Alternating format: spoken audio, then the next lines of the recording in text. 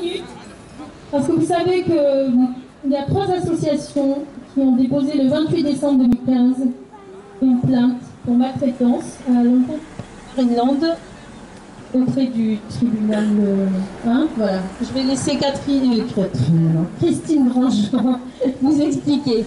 Voilà.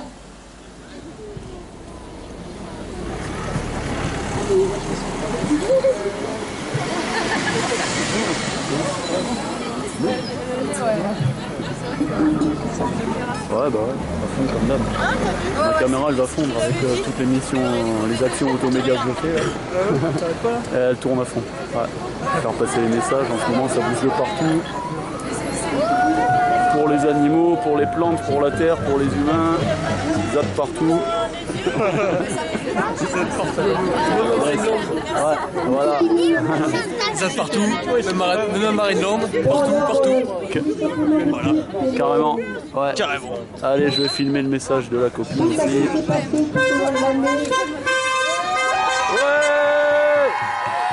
Beaucoup de soutien, ça fait toujours chaud au cœur. Merci. Alors, suite au décès de deux dauphins en janvier 2015 et février 2015, Éclair et Mila, un qui est mort à 20 ans, l'autre à 8 ans, oui, cachés par le Marineland, on l'a su que le 12 juillet, quand on a fait notre première manif, on les a obligés à communiquer là-dessus. Suite à la mort de Freya et à la disparition d'Éclair, on a décidé de... Non, Éclair, il est décédé, Alizé a disparu. On était en réflexion de se demander quand même, vu le nombre de décès qu'il y a eu au Marineland depuis qu'il est ouvert, 27 dauphins, 11 orques, depuis 1970, oui.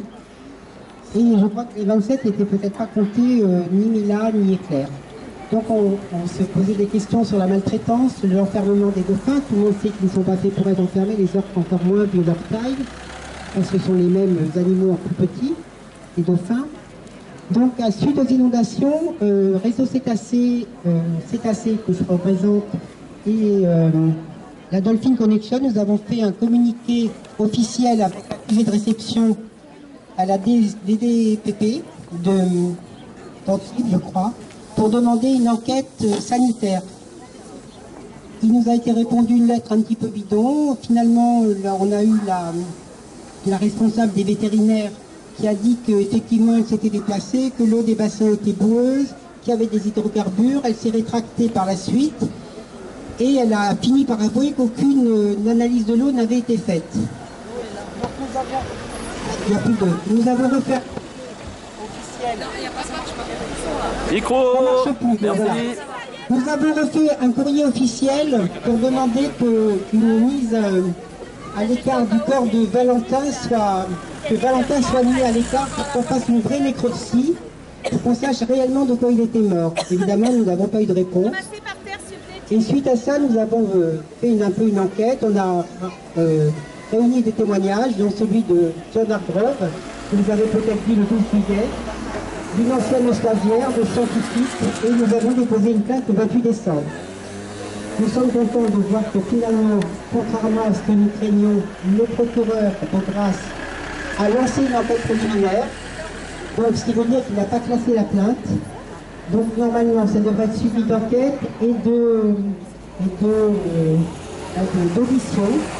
Alors on est un petit peu inconscient quand même, parce qu'effectivement, c'est très délicat de parler de maltraitance, parce que tout peut être retourné contre nous. Par exemple, si nous on dit qu'intuber un dauphin pour le faire boire, c'est de la maltraitance, on peut nous rétorquer que c'est pour son bien, sinon il mourrait, ses reins se bloqueraient. C'est délicat aussi de dire que finalement, le chlore peut leur brûler la peau, les yeux, à tel point qu'à un moment, John Hargrove dit lui-même que les orques avaient les yeux tellement brûlés qu'ils pouvaient finir les effets et se mourir. C'est délicat de prouver que c'est une maltraitance parce qu'ils peuvent vous dire qu'effectivement, le chlore est nécessaire, sinon il y aura des infections bactériennes. Tout peut se retourner contre nous. Donc faites très attention comment on communique pour pas. On risque aussi de se faire poursuivre pour diffamation, mais ça on le sait, on ira quand même. Et on a aussi attaqué sur le fait que la gestion des inondations, sachant qu'ils étaient en zone inondable, il faut savoir qu'en 2011, tous les aquariums ont été détruits par des inondations et quasiment tous les poissons sont morts, déjà en 2011. Donc il faut savoir que le parc Marineland, qui est construit sur une zone inondable, n'avait absolument rien prévu en cas de catastrophe, comme ça s'est produit, ni pompe de rechange, ni groupe électrogène, absolument rien. Donc c'est quand même assez dramatique. Je pense que ça se serait produit dans un endroit où il y avait des humains, tout le monde serait monté au créneau. La solution pour les animaux, d'ailleurs le directeur a parlé de casse animale, après le Marineland, après les intempéries, ça a été son mot. Donc voilà, on espère que la plainte va avancer, et quoi qu'il en soit, quelle que soit la décision du procureur, eh ben on verra après comment nous on poursuit. Voilà. Et c'est grâce aussi, je voudrais remercier tous les donateurs, parce que c'est vrai que pour lancer la plainte qui va coûter très cher, je vous dis tout de suite qu'on a pris l'avocat de Greenpeace qui est quand même une pointure au niveau environnement et animaux, qui connaît vraiment très bien le sujet. Donc on a pu lancer cette plainte grâce à tous les donateurs sur Internet qui nous ont permis de démarrer ce processus. Parce que nous n'avons pas d'argent dans l'association. Voilà. Merci. Merci, bravo.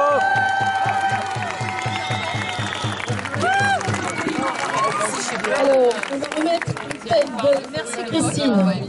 On va remettre en tête de cortège ceux qui étaient tout à l'heure et on va remonter. C'est ça, on va remonter jusqu'au rond-point. Est-ce que la banderole... Pourquoi ça coupe ce truc ?